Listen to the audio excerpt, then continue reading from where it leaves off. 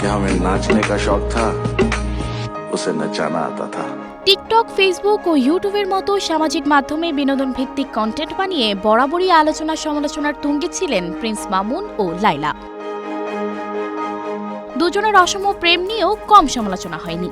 শুধু পর্দার সামনেই নয়, ব্যক্তি জীবন নিয়েও একের পর এক ঝামেলায় জড়িয়েছেন এই জুটি। সামাজিক যোগাযোগ মাধ্যমে স্বামী স্ত্রীর মতো নিজেদের প্রকাশ করলেও তারা নাকি বিয়েই করেননি।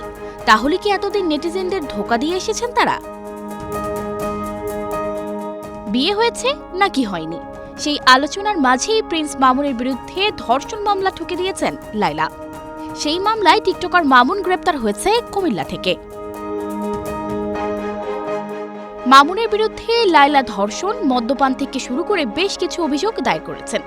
অভিযোগে লায়লা উল্লেখ করেন, মামলার বাদী আব্দুল্লাহ আল মামুন ওরফে প্রিন্স মামুনের সঙ্গে তার গত ৩ বছর আগে ফেসবুকের মাধ্যমে পরিচয় হয়। পরিচয়ের এক পর্যায়ে মামুন তাকে বিয়ে করবে মর্মে প্রলোভন দেখিয়ে প্রেমের সম্পর্ক স্থাপন করেন।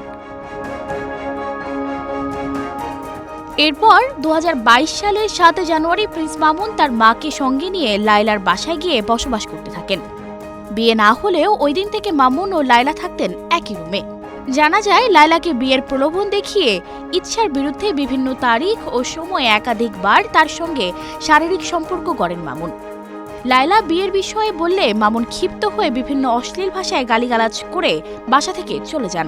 আমাদের সমাজে নারীকে হেয় করার সর্বশেষ অস্ত্র হলো তার চরিত্রের উপরে কলঙ্ক লেপন করা, যেটা প্রিন্স মামুন করেছে।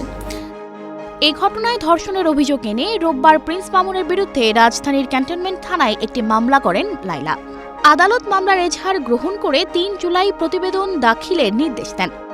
মামলার এজাহারই উঠে আসে ঘটনার বিস্তারিত।